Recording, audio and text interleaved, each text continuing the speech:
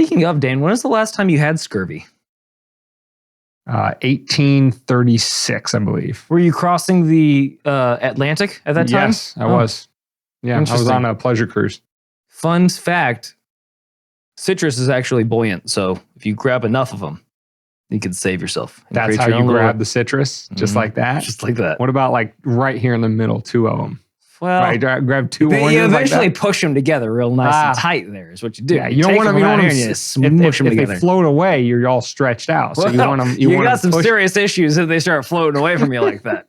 You want to push them together and maybe like bury your face in them because that will keep your nose above the water. Motorboat, perfect. So then you're propelling yourself through the water. Yeah, don't even need ships. What do you need ships for? Listen, any airline company that wants to take us on board as their new safety and health management guys, we can save you an ass ton of money. Just put an orange under everyone's seat. For sure. It'll save your life. And then if you don't happen to need it, you got a nice little snack at the end of the trip. Yeah. 2 birds, 1 stone. Boom. That's how we roll. You've got a butt orange. Yeah. Which is kind of like a blood orange, but different, I'm sure. Yeah. But no, that was not what I wanted to talk about in this preamble. It was fun though. It was fun for a second. Yeah. For us too. Yeah. Probably not for them. But we don't care about them, obviously. I mean, I don't know. I'm kidding, obviously. Yeah, they only support us in everything that we do. So. But, because we're awesome. Who needs them? Right? We'd be doing this for nobody, which I'm sure we've done before. Yes. Anyway, started. I wanted to talk about how American my last evening was. And go on. For no other reason other than like I felt snazzy for no reason that day. Decided to go out on a Thursday night. I know, school night. Bad boy shenanigans. Might as well have been slicking my hair back and rolling up some cigarettes in my sleeve. And opening lockers with a hit at the side of his... I don't know why it automatically became 1950s cliches, but we're going with it. Because that was when America reached its peak. That's where we climaxed, all right?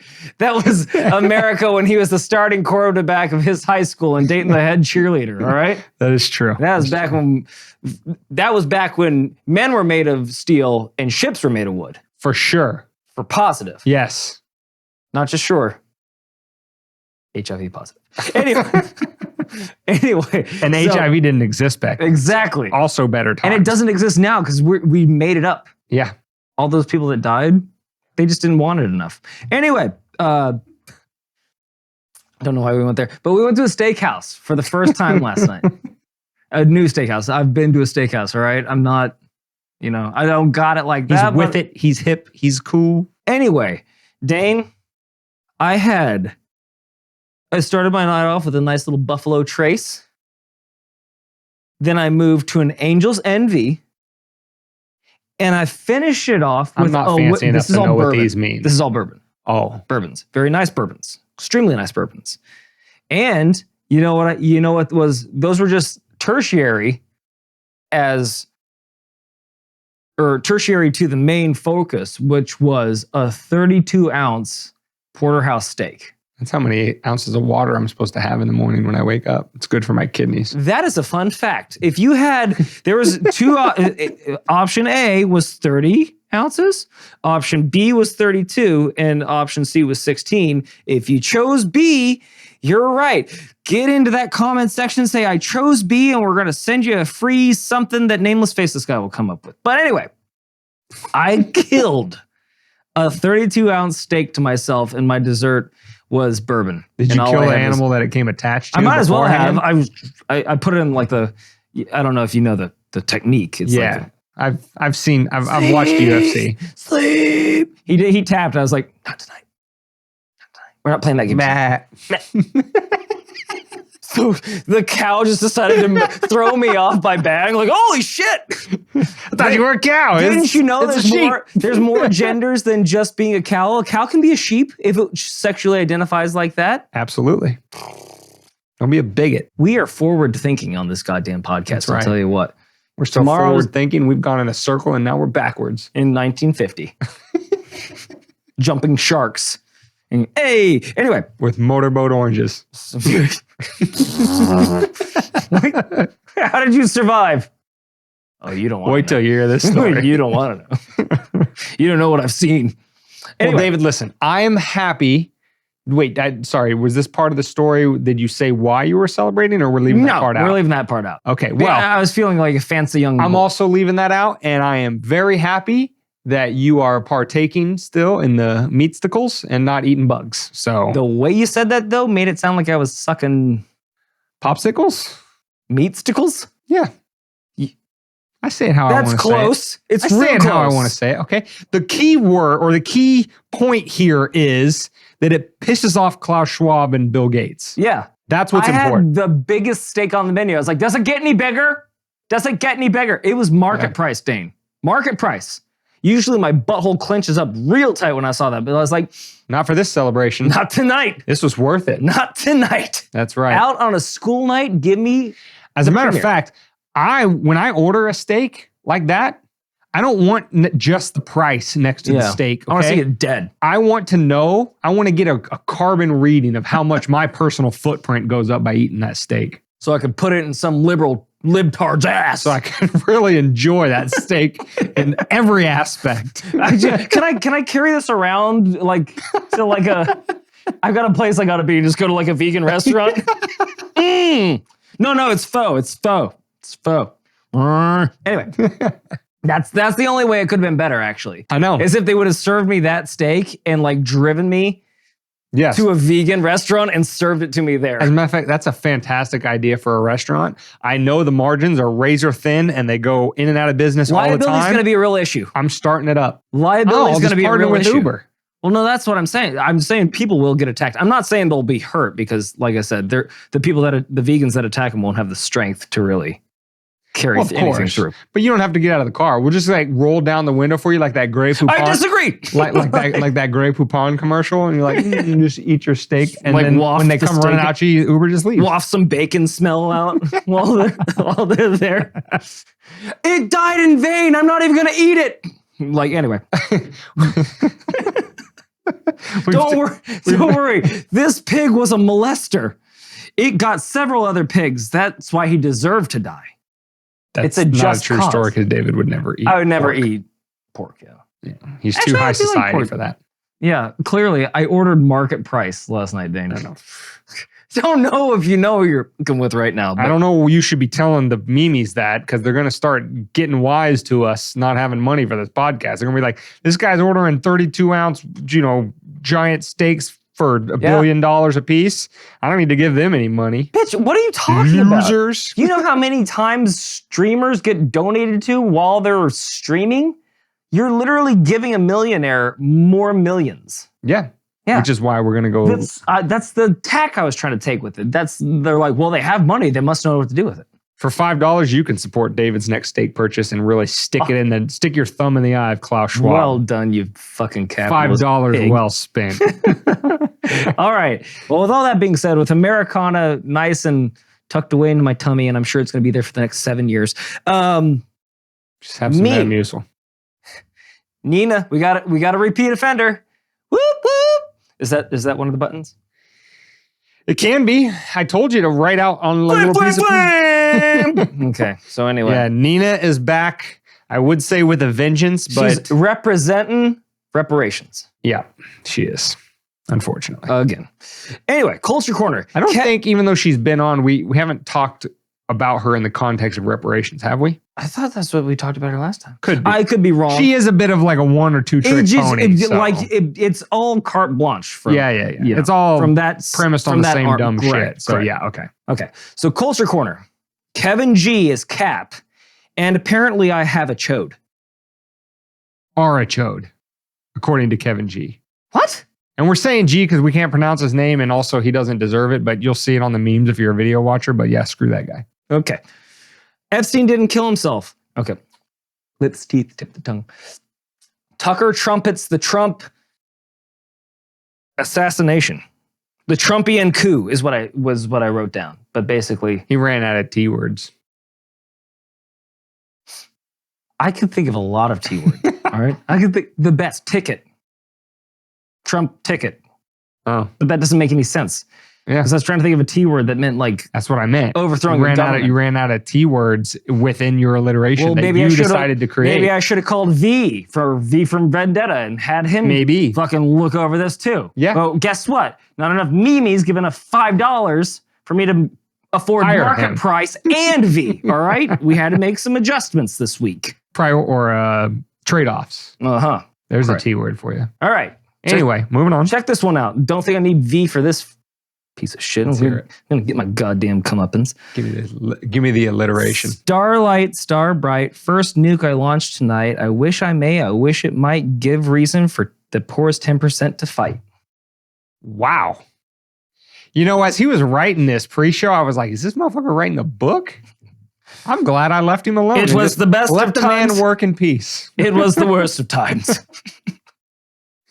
All right. So with that being said, David, The hard part for me is over. I'm autopilot. Are we ready to jump in? Not up to me. All right, let's jump in.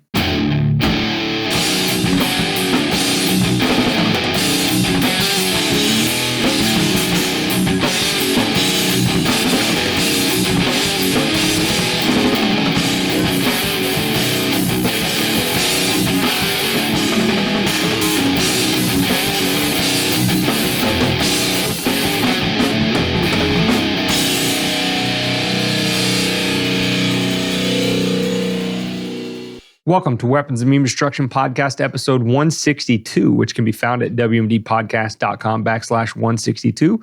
You can get the audio only on any podcast catcher, and you can get the video on YouTube, Rumble, and Odyssey.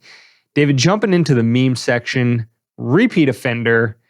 Nina Turner. I don't know if this she is be wishing for a burner to kill everybody walking. 3, 4, That should have been 5. my. God damn it! That I should have know. been my intro. You screwed up. It just came to me right there. I know. That's sometimes how it goes. That is how it goes most That's of the time. showbiz, actually. baby. Hollywood. Repeat offender on the show, Nina Turner, because she has Don't a do it lot of again. what? Don't say her name. Yeah, NT. it's like Miss Beetlejuice. Turner? But no, How do you every prefer? time you're gonna say it, I'm gonna Okay. in my head. It's tick now. All right. We'll first name her. Nina. We're on a first name basis with Nina at this colloquial. point. She's been on the show so many times. Anyway, a lot of brain dead takes from Nina, and so she makes herself a target. Okay, because as we want to always say on this podcast is, yes, this could be addressed directly to Nina, but really what she is sort of a litmus test for how the zeitgeist thinks. And in this context, the zeitgeist of the political left in the United States, not really thinking too deeply about issues. And so they come to some really baseless and sometimes moronic conclusions. And Nina is chief offender. She's guilty. Numero uno. She's guilty. So, nameless, faceless guy throwing it up right here. We got a tweet from Nina this week, and she says, I'm just going to quote it start to finish, and then we'll kind of pull it apart as we discuss it. She says, quote, "Black folks are not demanding reparations from white folks. The demand is for the United States government, whose economy was built on labor of enslaved people, whose laws allowed black codes, Jim Crow, and redlining to repay that debt. Reparations aren't divisive. They're about repairing communities. Reparations will be a step towards healing." So, Nina, first sentence. Black folks are not demanding reparations from white folks. Kinda. I mean, because all American taxpayers, regardless of your color, are contributing in to the government, because I know, Nina, this is hard for you to grasp, but the government doesn't have any money, okay? The government doesn't produce anything. All the government can do is take resources from those people who do produce wealth, those of us interacting in the economy, more on that in a second, take money from us and then redistribute it out. So to the extent that money is involuntarily taken from white folks, yes, it's not 100% paid for by white folks, but to the extent that a white person pays into the government and those taxes are doled out to a smaller subsection of the population, that is money going from that group of people to another group of people. So just right out of the gates, your first sentence is categorically false. Well, I know it's weird too, because in her defense, they keep talking about the national debt. And they blame the government for the national debt, and rightfully so. So that would mean that they have their hands on funds. So I'm sure she just thought that the government had their hands on the economy, thusly they were just taking it from the government. It's like, you remember when they were talking about, I don't know if I should say the jab, and they're saying, well, it's free. Well, it's free. Well, it's free. It's like, no, it's not. You fucking idiot, because the government is paying Pfizer and Moderna for those shots, which is probably why they didn't give it to other countries for free, because it's kind of a profit thing. But that's digression. So I could understand where she would probably get that concept from. Thinking that it's coming from the government and not from white people in general. Right, okay. Correct. Yeah, and again, this is why I let off this segment saying that one of the hallmarks of political leftism, at least in the United States, and I'm sure it's like this around the world as well, is it's always form over substance. They never think deeply about issues. It's always this catchy slogan or this, bromide that has no meaning to it in any way, shape, or form, but it sounds good and it sounds like I'm being really egalitarian and nice and all of that kind of stuff.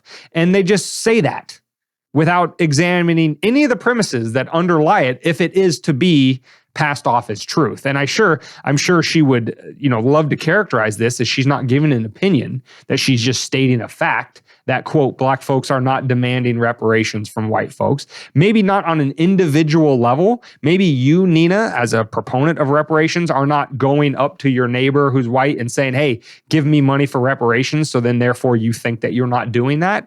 But in the context of a system where you have an entity who can coercively take money from everybody in the population, and some of those people happen to be white, then yes, a certain percentage of what you are asking for is coming from white people. Not only white people, it's also coming from black people and Hispanic people and Asians and everybody else who pays taxes. But the point is, or even if you don't pay taxes, it's coming out of all of our pockets through the hidden tax of inflation.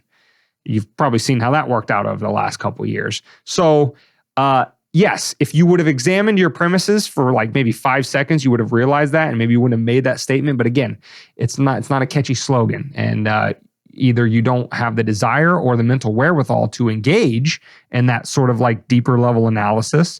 So you just say dumb shit, and that's what makes you a recurring theme on the WMD podcast. Well, again, I don't. She's kind of fallen into is it X? I'm assuming this was on X. Yes, this is on X. The artist formerly known as Twitter. I feel like that happens a lot. I feel like people just, again, and to give her, I'm trying to fight Nina's fight for her here. I'm going to try to give her the benefit of the doubt and just saying like she was, trying to, placate her base and like get a bunch of likes and judge it up. But unfortunately, when you do that, your base doesn't look at it like that. If that is truly what you're doing, and they might actually take these concepts to heart. And from the side that doesn't want misinformation out there, you should really do a little more research before you just go. What is it? Xting now, or is it I don't know. Everybody I know still calls it tweets. So yeah, it's got to be tweet. I don't even think Elon has said anything about we're now calling it this. I mean, the platform is what it is, but in terms of what you're actually doing, tweeting or doing whatever else, I don't know. No clarity, whatever. Xting or whatever. Yeah. It sounds like you're doing something you shouldn't be, number one. And number two, it sounds like anything she posts on that platform is definitely something she shouldn't be doing, because she's making people dumber to any extent they take her seriously. I feel like social media would crumble if people would just adopt my one little rule for social media, which has kept me off of it for so long, is just, do people really want to see this / read this? Like, is it imperative that people see this? And oftentimes, no, it's not. So I feel like, I don't know, maybe before you post something like this, just be like, is it necessary? Like, have I said something like this before? But David, we've already gone round and round about how the political left never engages in self-reflection. I know. So I know. I'm just they're never going to listen. Yeah. I'm an optimist. Maybe one day they'll bear fruit. Yeah. I don't know. I'm just You can wish in casting one hand, seeds. shit in the other. Guess which fills up first. The wishes? Anyway, unexamined premise number 2 here from Nina is the second paragraph there says, quote, the demand is for the United States government whose economy was built on labor of enslaved people. Let me stop you right there, Nina. Let me stop you right there. Okay? You're saying that the economy belongs to the United States government as if in some way the government has established some sort of possessory interest over the economy. And in one sense, it has, in the sense that it regulates the economy into oblivion and tells free people what they can and cannot do with their hard-earned dollars or who they can voluntarily exchange with, et cetera, et cetera. That's a hallmark of ownership, but that doesn't give it ownership. The government does not own the economy, just like no individual owns the economy. The economy is nothing but a large, complex latticework of voluntary exchanges between all of us that engage in it. So this idea that, slavery built the U.S. economy and then therefore, because African slaves at the time were excluded from partaking in that economy, that somehow some sort of recompense needs to be made 150, 200 years after the fact, is a category mistake. Because the economy of today, of 2023, is just what it is today. The economy of today is you and me exchanging goods and services in exchange for money or other things of value. That's all it is. That's it. The government has no ownership rights over it, has no interest in it. It tries to take control in it, but to the extent that is, it's not free. But to say that the government built its economy that it somehow owns on slavery, and that's why the government has to pay it back, is again, just complete economic illiteracy about what an economy is, what it's made up, how it functions, all of that kind of stuff. And so it's also no shocker to me that somebody who would say something like this is also the same type of person who thinks that the government should intervene in the economy more and more and more for purposes of nebulous concepts like equality and things like that. Because the government can create things equal if it only, engages a little bit harder. Again, it doesn't. All it can do is enrich its crony capitalists that are connected to the politicians that make the rules, and that's it. But, period, full stop. The economy does not belong to the government. It belongs to us, and it belongs to us in this day and this time. So your second point is, again, pointless. Well, I will say that with all that rambling from you, the only modicum, again, to champion her logic is that at least the government isn't racist or sexist or bigoted, because it fucks all of us the same. Red, white, black, or yellow, whether you speak with an accent or not, they make sure that they get us all, and they get us all real good. So I guess if she wanted to make sure, because those are all tag-on phrases for those people too. So I figured maybe she just thought that way. I mean, the last thing I'll say is, Nina, if you really wanted to fix these historical evils because the second part of that second little clause there where you say whose laws allowed Black Crows, Jim Crow, redlining, those are government policies. Those are directly see what I mean? Responsible, flowing from government. So the solution to those problems is learn from the history lessons of how the government was able to enact things like black codes, Jim Crow, and redlining. Is because it had too much power, Nina. That's the point. That same government who did all of those things in the past that you want to right those wrongs today now has the same power to take 30% of your paycheck plus and give it to their connected buddies instead of you, while it doesn't fund your schools to the extent that your schools are even educating your children. They're not. It doesn't fund hospitals. It doesn't build roads. It doesn't provide you national defense. It doesn't do all of these things that you claim the government should do, but yet you want to give it more power, as if not only did you not learn these historical lessons that you're pointing to now, but you want to actually double down on the mistakes of those lessons by putting more power into the hands of those untrustworthy people. Again, Nina, please take David's advice. Before those Twitter fingers start, running across that keyboard, stop, think for a second. First ask yourself, have I even thought what I'm about to say through for like longer than a nanosecond? And if the answer to that is yes, then ask David's follow-up question of, is this even a worthwhile thing that people need to hear, or am I just contributing into the divisive debate? Because contrary to what your tweet says, yes, this is what you're suggesting here is highly divisive.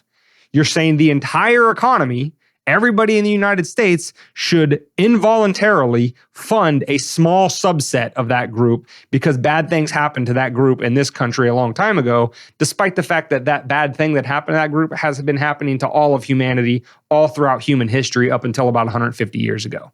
So take David's advice. Not to be glib. And you won't wind up on WMD podcast again in the future. Not to be glib, but she's also using a device that may or may not have been used or created. And I know we bring it up all the time, but the irony isn't lost on us. So we're not going to let it be lost on you. She's ranting and raving about reparations like Dane just mentioned, but she's using a device that was created by pretty much modern day slavery. So it's, again, ask yourself that simple question. That's all I gotta say. For sure. So Dane, so we didn't blow our wad on. We certainly did. I did, but I won't finish that statement because it's very sus. Phrasing boom. Yeah. We're on to Kevin Gubba. Yeah. And our chodes. Yeah. Chuds. I don't know why you're bringing Rick and Morty into this, but I definitely want to hear more. I feel like the Rick and Morty reference is they got it from popular culture, not they created it. Well, that's where I heard it first. So if I haven't seen it, it's news to me. As far as David's concerned, yeah. It's news to me. So, nameless, faceless guy thrown up here. I can't pronounce this guy's last name. He's not worthy of me even trying. So we're just going to call him Kevin G. But you probably can't tell, well, not probably, you definitely can't tell. This guy holds himself out to be a libertarian, and we have gone to the barricades against these sort of mainstream respectability libertarians, these libertarians who don't hold any unapproved opinions because they want to make sure that all of their betters that always win the elections over them in the Republican and Democrat Party make sure that they know, the betters know, that people like Kevin G are one of those good libertarians. He's an ally. Yeah. As they like to say. So, Kevin isn't really happy with the direction of the current Libertarian Party. And he's one of those never Trump libertarians. And, he's one of those guys, right? He's a guy who in 2023 stands firmly against slavery because, not everybody else does. And it's not worth any virtue signal points because everybody's like, yeah, dude, slavery's bad. Shut up.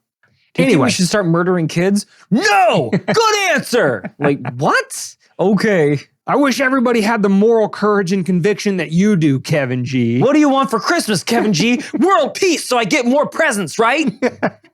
Fucking idiot. So, nameless faceless guy is throwing it up here for the video watchers, but just going to quote the tweet real quick for the audio only people. Kevin G has this to say. It's weird how chud culture will reject actual truth simply because it doesn't feel, quote, based and, quote, manly to them. Examples of this truth, according to Kevin G. Quote, Russia started the war. According to Kevin G. Yeah. Maybe that should be the episode. That should be the episode title.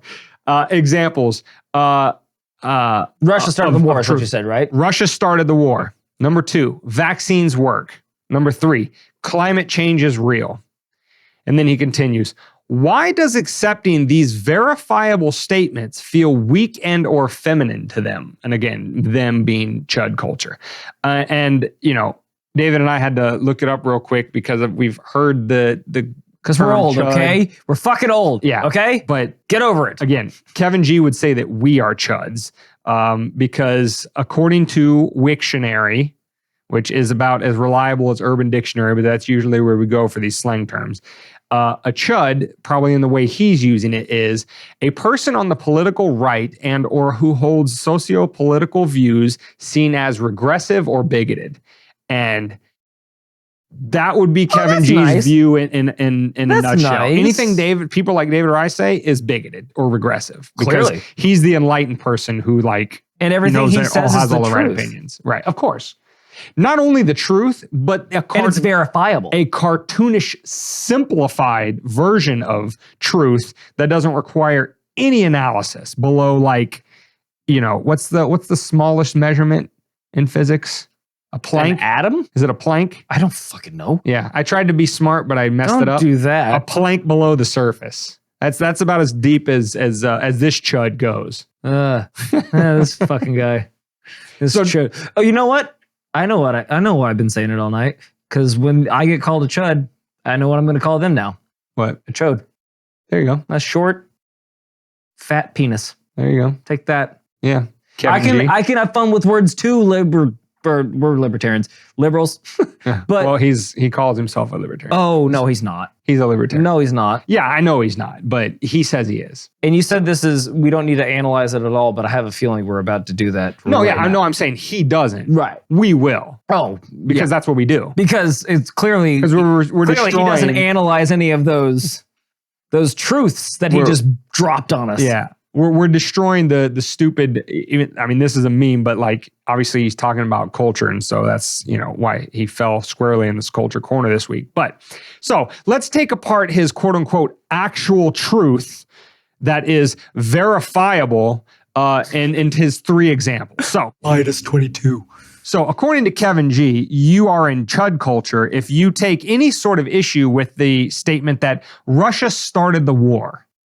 That's David, you want to take the first crack at that one? Right out of the gates. You want to take the first crack? Russia started the war. God damn. Why? That's a meaningless statement that says nothing about the world. And then we need to attack Iraq because Obama flew the planes into 9/11. You idiot. Yeah, it's basic fucking thoughts like that like, okay, so Osama bin Laden attacked us and then somehow 2 months later we're attacking Iraq? What the fuck? And no one asks questions like, well, they have weapons of mass destruction. It's like, they weren't even he came out the day of and said he had nothing to do with it. Like, there's no point, but he's got yellow cake uranium. It's a good thing that was verifiable too at the time, right? Mm-hmm. What happened again? What came out not 20 years later? Not even 2010. That he had none of it. And that what we thought he did have was because we gave it to him in the 80s when they were fighting Iran. Huh. Fuck. Isn't it amazing how that worked? And so Kevin G, sorry, I didn't mean to cut you off, David. I just want to ask this question. Kevin G, in light of that historical experience, does it not make sense to you that chud culture or not, somebody might be leery when that same group of people that have been running the foreign policy show for decades and have royally screwed up like that we would like pause for a second when they just throw out some useless line like, well, Russia started the war, that we might want to think a little bit deeper than that? I mean, it's a rhetorical question, but throwing that one out there for you. Sorry. I'm sure your relationships are very, very awesome, by the way. Honey, were you cheating on me? No, this is just Derek. He hangs fixtures for a living with his 6-pack and his giant tool belt. And he comes over every Tuesday at 5 while you're gone at work. Anyway, so fast forward to now. I don't know if you've heard of NATO. Yes. Kevin. It's this little thing. There's a big group. And guess what? Russia ain't in it. But it agreed that like, all right, you guys can do that shit and we'll behave, but don't move past here. And they're like, no, we won't. Don't worry about it. Promise. Not going there. We would hate to sully the good name of this treaty by doing anything like that. And what was the first thing that we did, Dane? Did that. The thing that we said we would. It was like that Tom and Jerry cartoon where Jerry draws the line in front of the dog and smacks his head. I got a better one for you. Miss Scusi. Miss Scusi. It's like all of a sudden he's naked. Miss Scusi.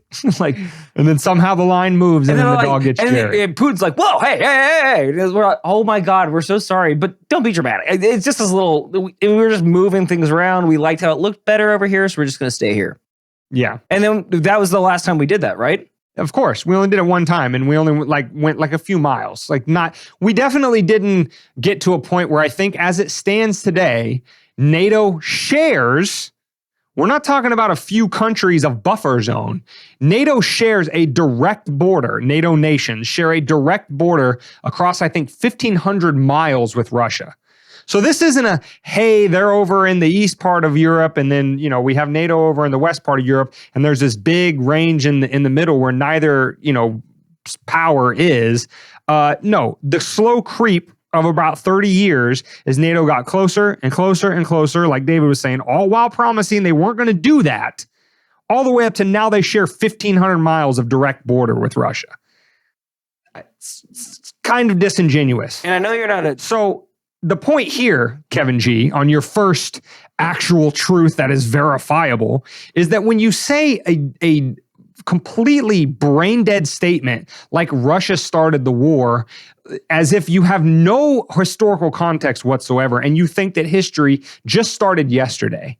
You completely ignore all of these other facts that, again, just flip the tables for 1 second.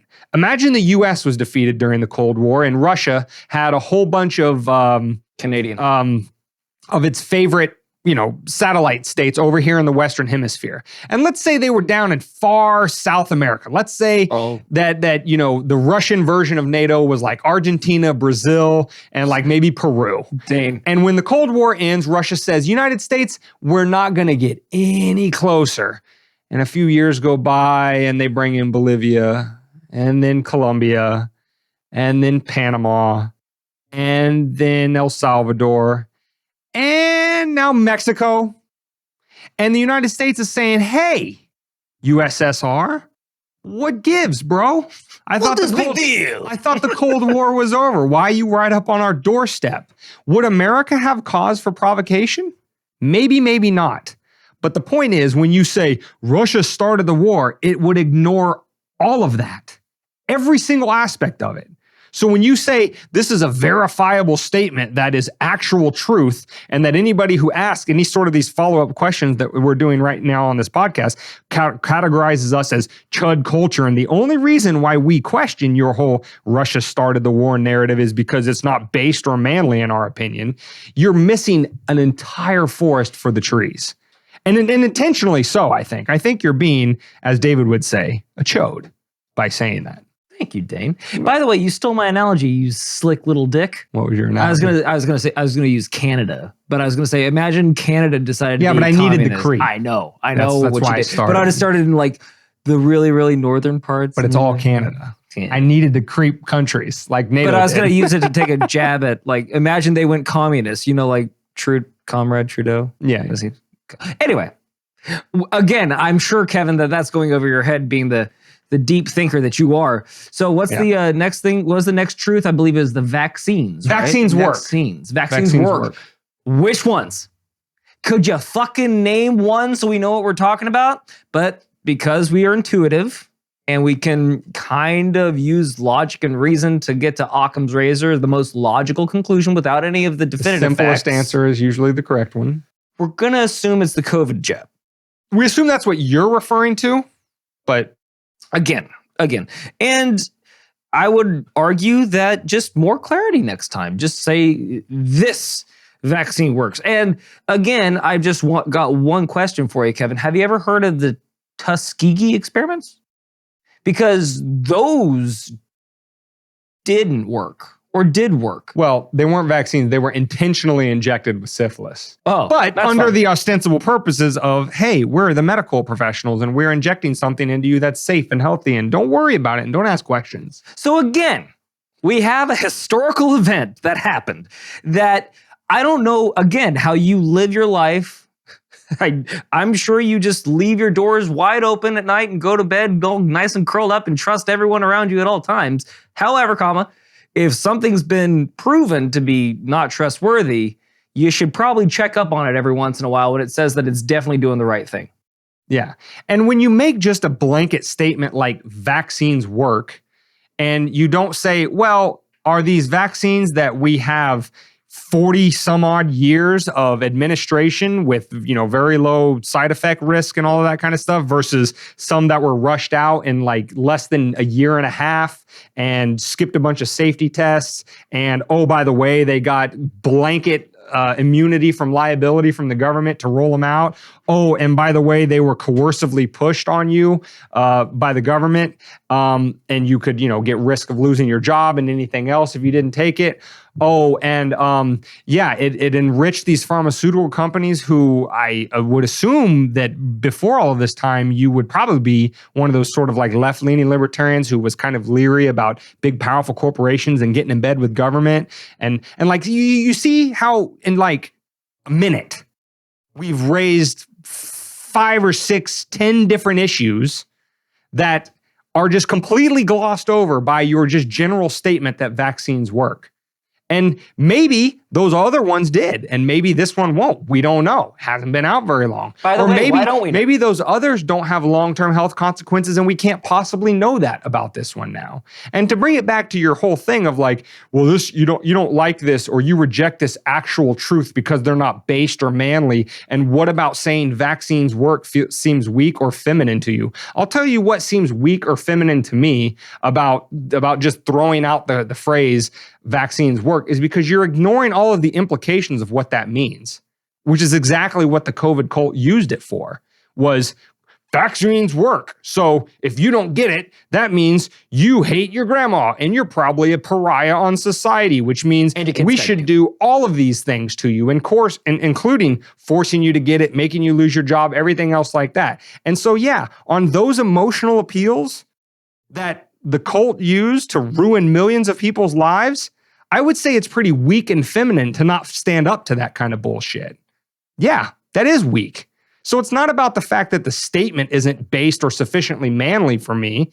It's about you not having enough of a spine to stand up when the government gets in bed with a corporation and forces something on people against their will. I'm going to have a problem with that. And you as a libertarian, I would think would have a problem with that. But again, all of your opinions are canned and forced or, spoon-fed to you, and you can't think any further than whatever that little, quote is that you memorized from Don Lemon. And by the way, speaking from personal experience here, when you question it, when you do actually question that, you get silenced. Does that sound like somebody that's not trying to hide something? I don't know. And then the third thing that he brought up was, or were you not done with that subject? No, we're done. Okay. Were you done with it? Oh, I'm done with it. Climate change is real, says Kevin G. Well, fuck. There's no way to break down that argument whatsoever. He stumped us with this one. We got him on the first two. He is bound to get one back on us, right? Yeah. No. Yeah, no.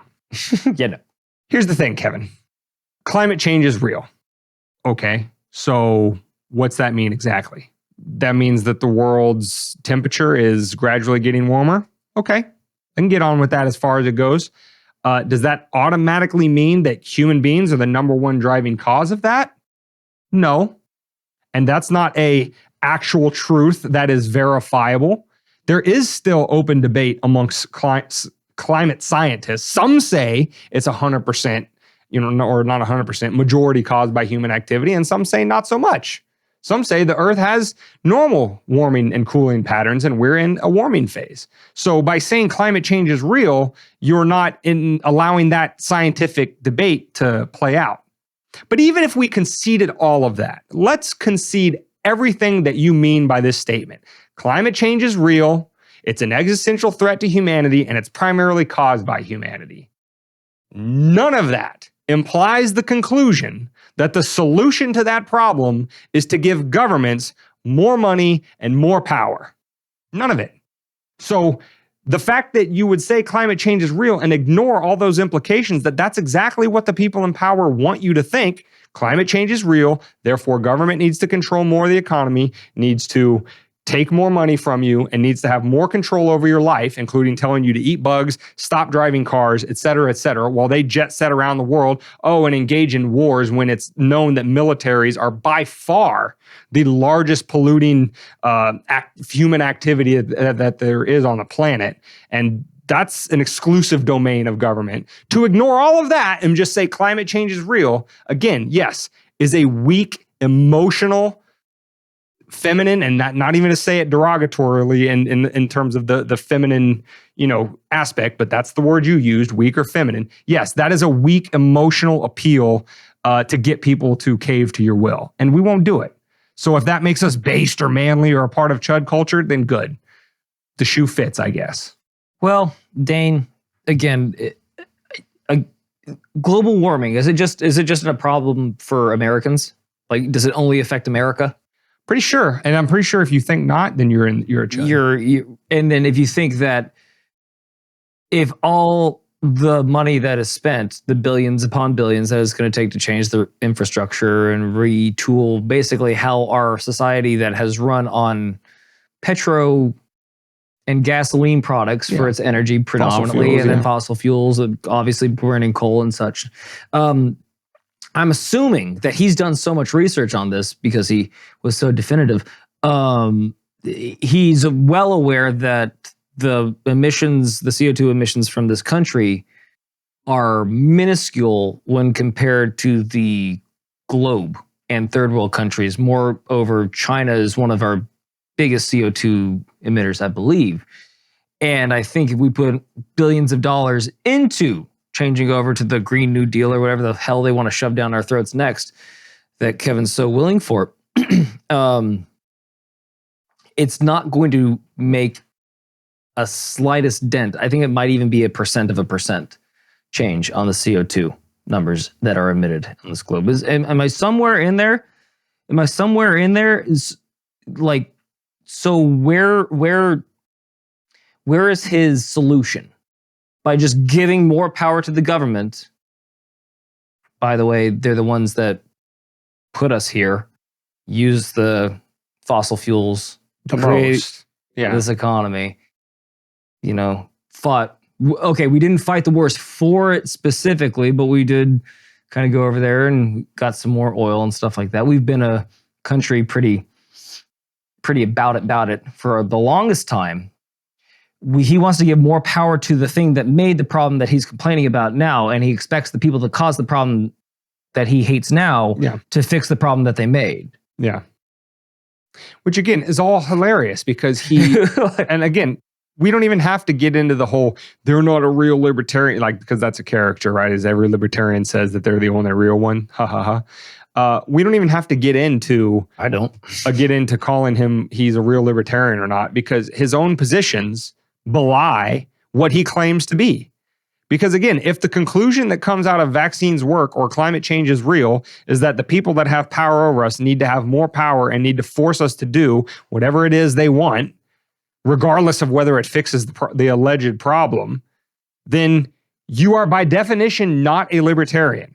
A libertarian is somebody who is vehemently against the centralization of power, somebody who wants to reduce it and put as much of it back into the hands of the individual citizen as much as possible.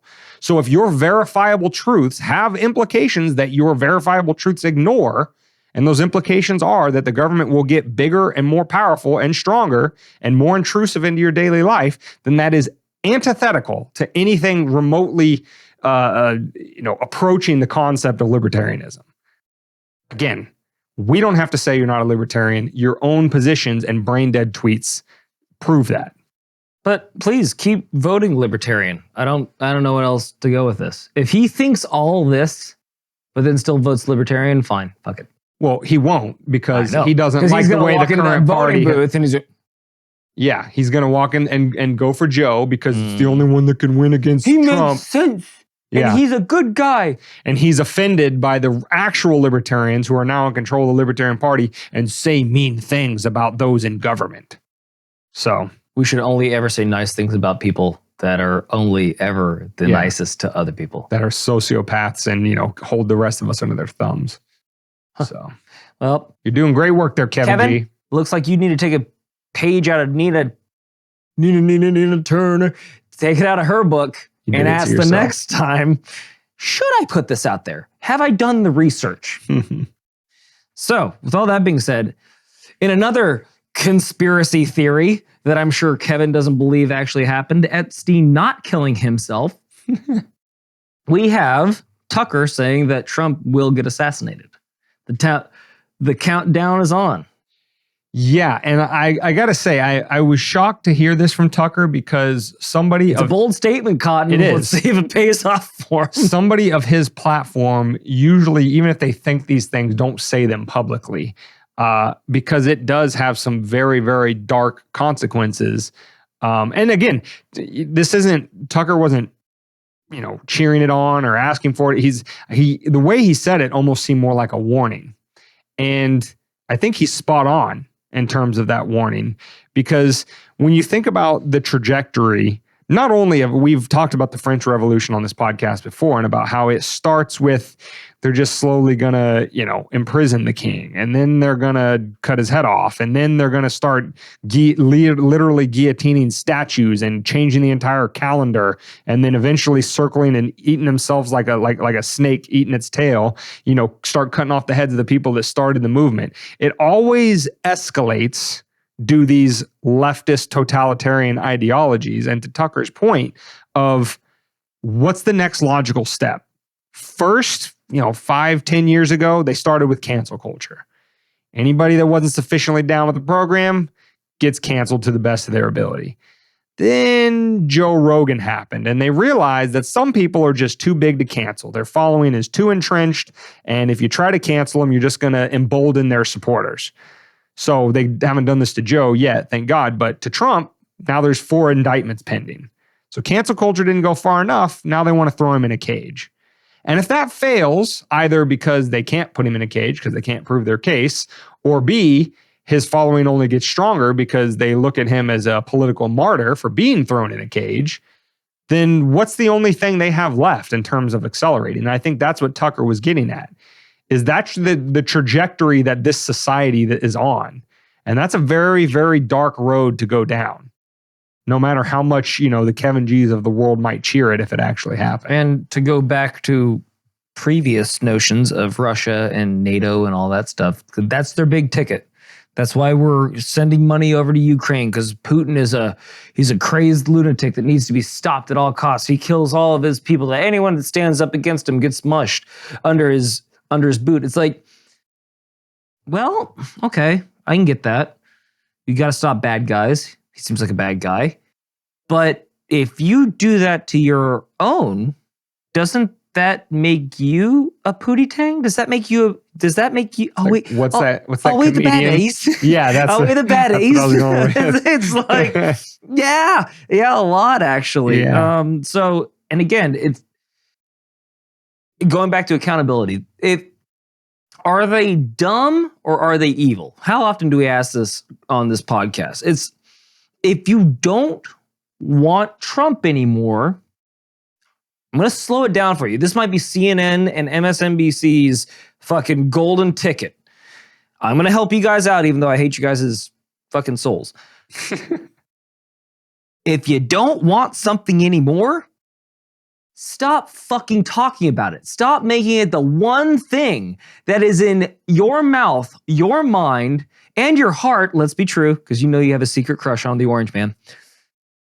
Stop fucking talking about him. They asked Morgan Freeman on 60 Minutes, how do we end racism? He goes, stop talking about it. Do you see me as a man or do you see me as a black man?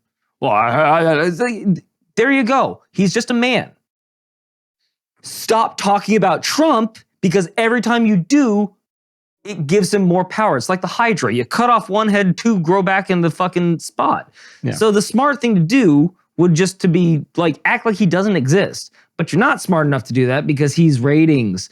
So like the Dane, oh, Jesus, don't want to give you that title. I know you do. Just like that serpent eating its own tail. It's like, you can't help yourself. You can't help yourself but talk, because it's not about Biden and his policies now. Right. It's about anti-Trump. When Trump, it's like, we can't even say like Biden might be doing some fuck shit here. And you're like, yeah, well, he might be. But Trump, it's like, he's not in anymore. It doesn't matter. He doesn't have the power now. Focus on your own shit. Yeah. It's like, and as far as Tucker's warning goes, and again, the reason why this is in the Epstein's, actually 2 reasons in the Epstein segment, is like, since the whole kind of leftist totalitarian political ideology really came onto the world stage. I mean, it's always had sort of its precursors before the French Revolution, but since the French Revolution and then carrying on into the Russian Revolution and even, fascism in both Italy and Germany, those were also both leftist movements. Despite what your history teachers want to try to convince you is that fascism is right wing. It's not. Read Giovanni Gentili, read Mussolini in his own words, read Hitler in his own words. They were leftists. They saw themselves as leftists. They were leftist totalitarians. Read their original source material and you will find this out. Don't listen to, like from last week's episode, the teacher who tells you that the Gadsden flag was about slavery. If those people or Rachel Maddow are teaching you about political theory, you're going to have a bad time.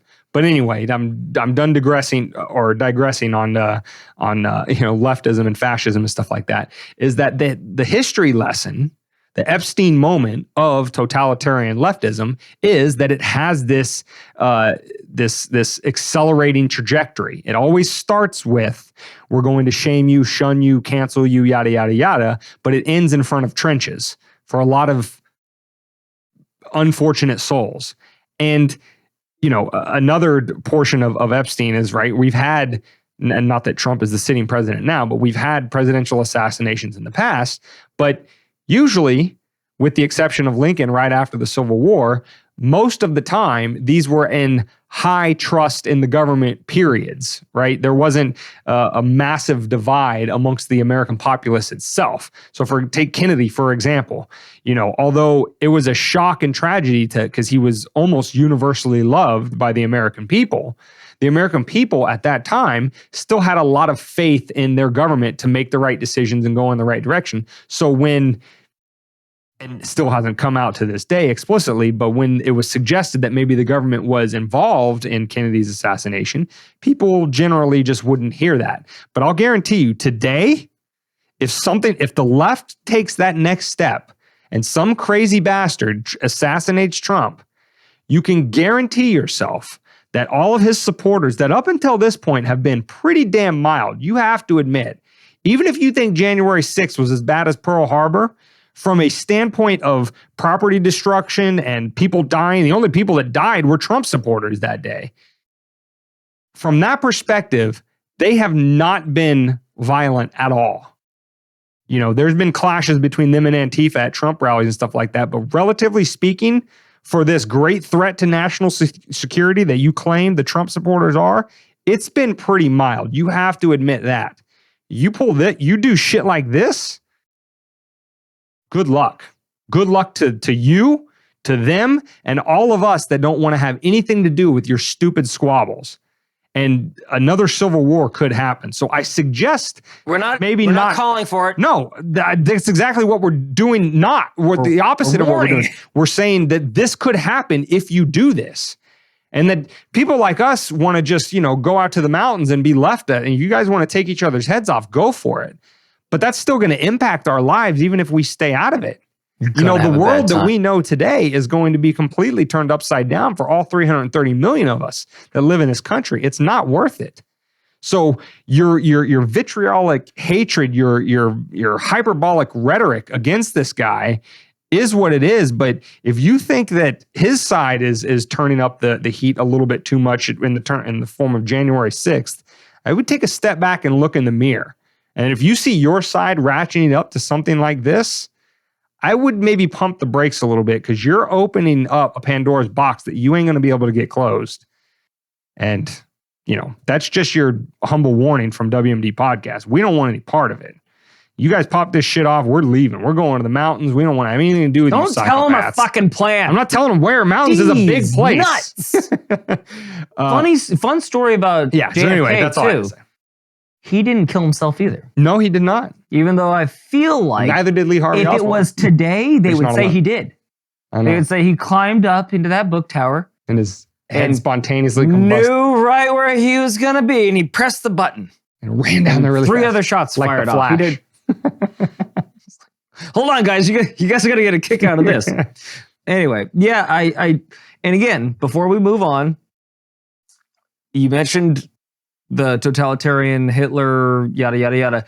and it was coming from a time where they really trusted in the government, right? Yeah. Well, what did we just go through? A situation where any remaining government trust was completely eroded. No, they tried to get all the big daddy. Daddy, Yeah. fix the problem. Oh, it's going to kill millions of us. Oh, please fix it. You're going to do it. You're going to do great. What did we just talk about on Culture Corner with Kevin G? That seems like a guy that implicitly trusts his government. Yeah. Like this is indicative of everything you just listed down.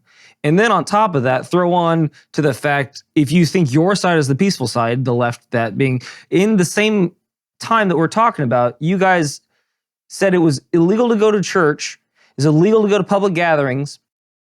To your grandma's funeral. Your grandma's funeral, the birth of your children, the death of someone you might love. But it was okay to go out and protest and throw all of those away. You didn't even have to wear a mask. You suggested that they had to wear a mask, but for the BLM protests.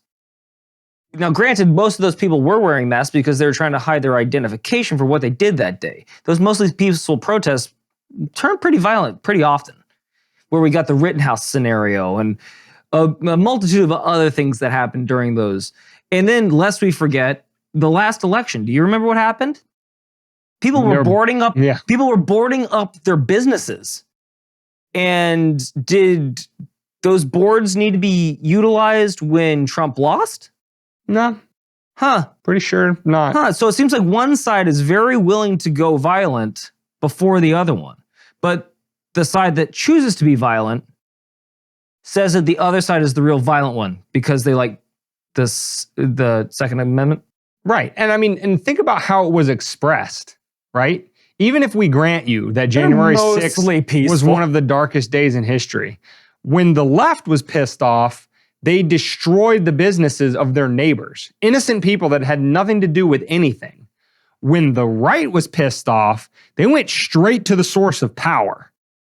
And, you know, that's fair. We can have our debates about whether or not that was justified or whatever. Not saying either one is better or worse. In terms of how the anger was expressed, I would say that expressing your anger to the people that hold all of the power in society, and I mean all of it, is a little bit better use of your time than burning down your neighbor's barbershop or your neighbor's, you know, convenience store or whatever. So again, Walmart. Yeah. And that didn't happen right after the election. You know, are going to say that it had happened on January 6th, but again, pretty localized, focused of anger. And if you're going to ask me over which one was more justified, taking it straight to the people in the halls of power or to your neighbors, seems like a pretty clear answer to me. But you do this, you make good on Tucker's warning not to do it. We're asking you not to, by the way. You're gonna spill it way outside of the bounds of anything you thought you might have wanted or can control. And before you forget, both sides need both sides. Liberals need conservatives just as much as conservatives need liberals, and vice versa. I don't say we as libertarians need either one of you, but that's just me. We are a country, Dane.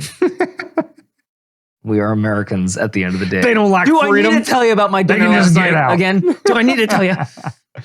I didn't cook that meal. I needed others to cook that meal for me. So anyway, again, like, can we all, now that it's reached this fever pitch, can we just go, all right, we got a little loose there for a second. Came out of the tall grass getting loose. Let's just back it off. I've got an idea. Can we just not have this election? That would be not great. Have a president for like a year and just try it. Just see how it works. That'd be great. Just leave that office. Just like, we'll have like a spokesperson. We'll choose like The Rock. He won't actually be the president, but he'll just speak for America. Authority. Right. Yeah. He'll have no authority to make any decisions, but he'll just walk out there. He looks good on camera. God knows most people like him. Or Paul Rudd. I'll go with Paul Rudd. Not after his little Miami Hawaii stunt. He stubbed his toe there a little, but who hasn't?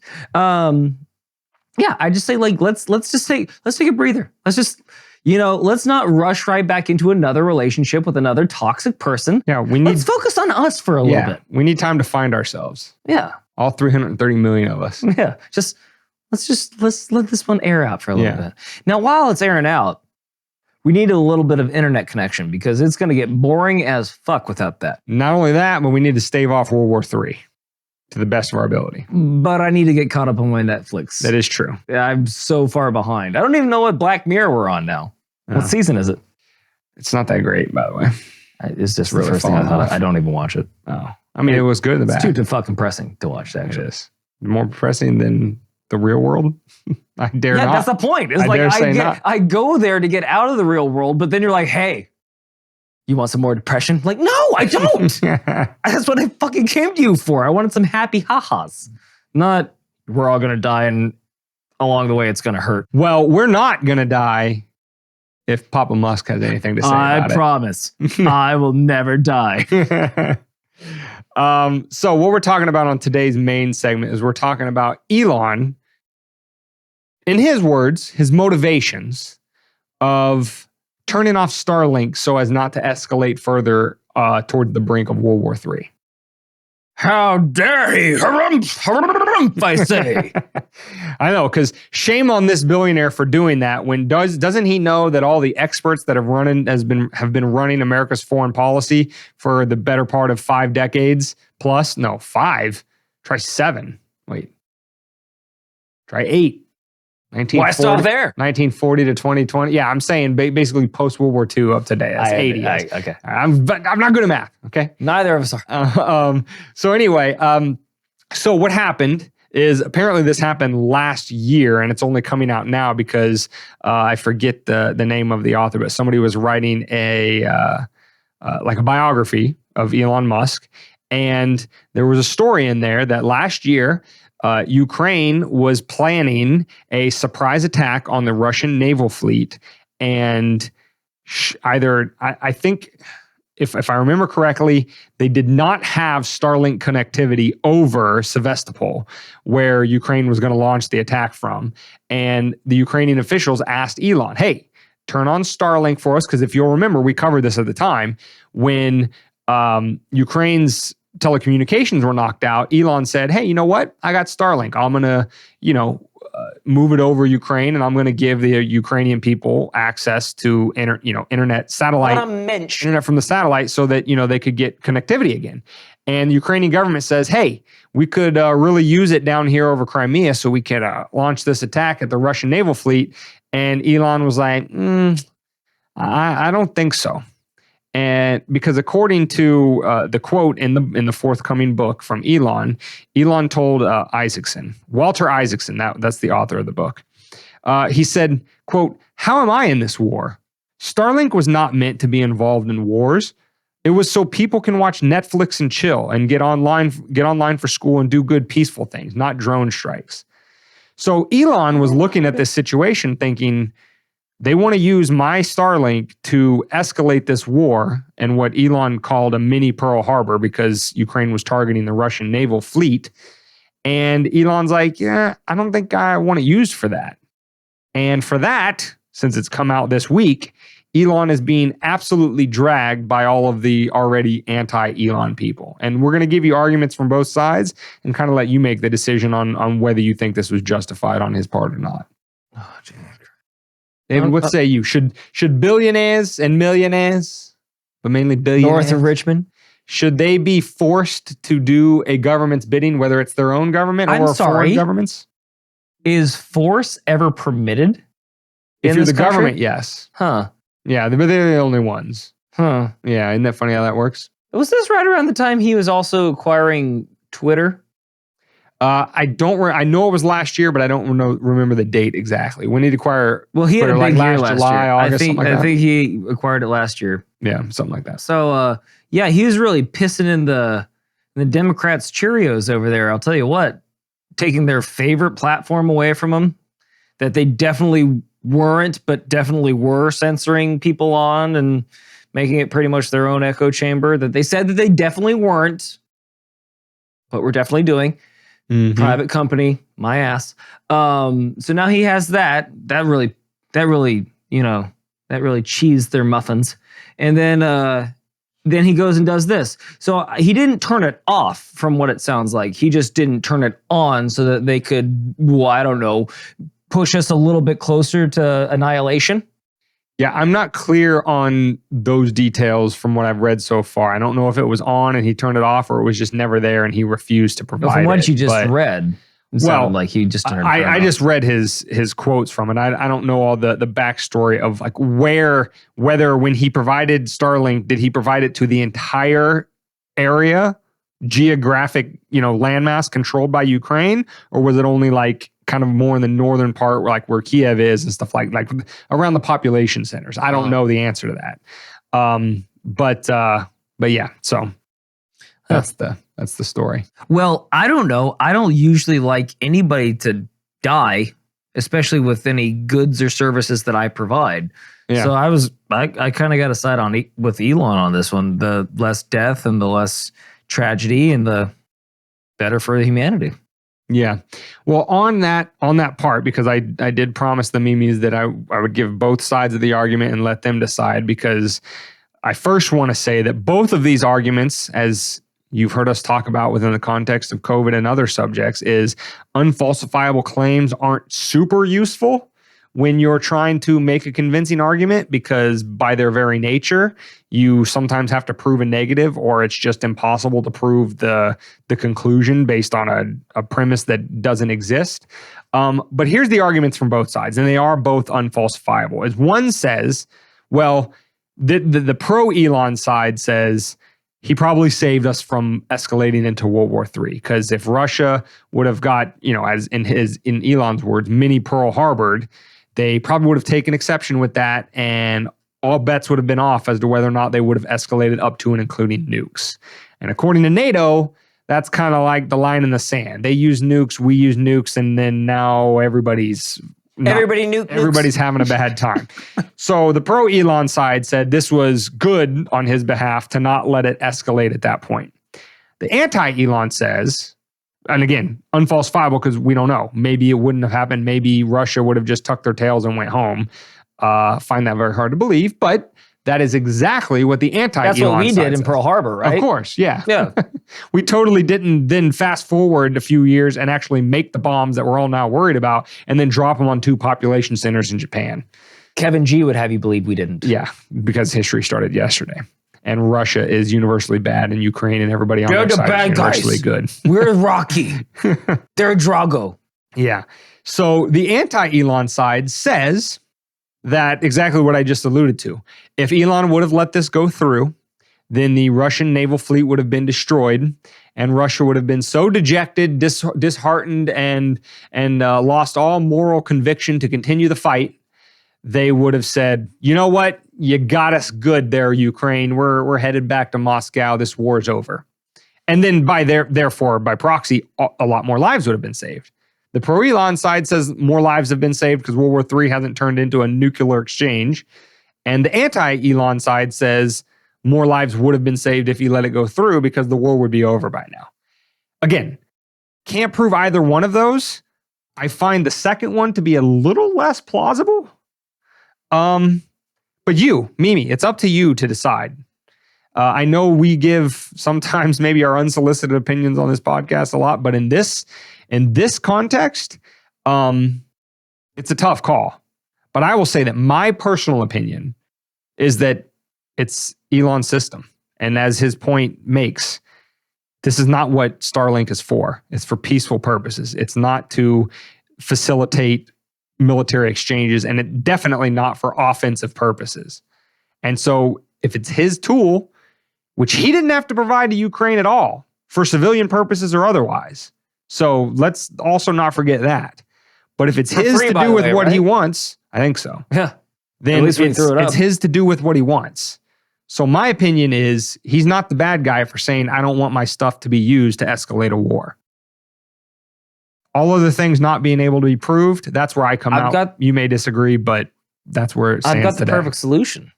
Maybe you should use your own internet if you want to kill somebody. I don't know. Or you could ask your benefactors, the United States military, for their password code, but they're kind of stingy with that, aren't they? Yeah. It's definitely not. There's a couple of pound signs and dollar signs, and they capitalize a bunch of things in there. You ask too many questions. It's a matter of national security. Oh, they'll make you pay for it. All of a sudden, you have to build a Disneyland over there. It gets complicated, is what I'm saying. Yeah. Nuclear holocaust is a risky business. It is. Yeah, I can't help but feel like the loss of life. And by the way, shame on Russia for having their entire naval fleet in one spot. I'm not. Was it not their entire naval fleet? Would they have had more ships other than just those ones? And would they not have trundled them over there? I'm just gonna guess that it was their Black Sea fleet, which is not their entire fleet. But can we edit that out? But African American Sea Fleet. But it would have been quite a blow to Russia, and to suggest that even if you take that out, that automatically renders their air force and their ground troops in terms of tanks and infantry and stuff like that, that they would have just said, oh, well, you got us on sea, so I guess we got to go home through land through land and air. We don't want to fight anymore. I just find that a highly dubious claim. But, some people are going as far as saying Elon Musk, as a billionaire and also a benefactor of government contracts in the form of SpaceX and other of his business ventures, chose to hinder the military operations of a U.S. ally, and that's treason and blah, blah, blah, blah, blah. Like, again, guys, with all due disrespect, fuck off. Because, again, if you had put yourself in a position to be the owner of Starlink and decide when it gets turned on or off, or when it gets over to this area of the world or that area of the world or whatever, good, have your opinion. Until then, just shut the fuck up. And for you to come out and simp for the American military and its allies, unquestionably, as if they're the universal light in the world and they're all good and Russia is all bad, in total Kevin G style, and to say that it's as simple as we should let Ukraine do whatever they want and everybody needs to facilitate it or they're treasonous and they're terrible people. We're not 5 anymore. You don't just get to say that guy bad, me guy good. Yeah. There's nuance to this shit. And there are real life consequences. i.e. flying 2 planes into a building meant we had to go fight 20 years of a war that we're in the wrong country. According to the brainiacs that run this show. So again, you really want to trust them with their, ironclad 100% effective record of knowing everything that's going on in the world. Or might they have something a little more devious planned for us? Listen, I'm telling you now, going back to the Epstein part, there's going to be a lot of pissed off Puerto Ricans, not literally, just, figuratively. If you take out those ships and they aren't going home. So is it possible that 6 months after fighting one forever war, how the hell did we find 6 months later ourselves into another never-ending war? I guess it just happens on accident because our leaders are just, it's not that they're evil, they're just not that bright. And they just fall ass backwards into one conflict after another that somehow makes them and their buddies richer, rest of us poorer, and, oh, by the way, a lot less safe, even though this is all done in a matter of national security and to protect democracy, even though the people that we fight on the side of suspend it. I guess they're just happy accidents. Right. And then, we forgot about the untold sums of human death and destruction. Yeah. Forget it. Minor details. Other than that, things are going pretty good. Yeah, they're pretty trustworthy. Yeah. I'd let them hang out with my daughter if I had one. Yeah, exactly. So, Dane, with all that cheeriness aside, where can they find this illustrious episode of Weapons of Meme Destruction Podcast 162? You can find this episode at wmdpodcast.com/162. They can get the audio only on any podcast catcher. Just search Weapons of Meme Destruction. They can get the video on YouTube, Rumble, and ODYSEE.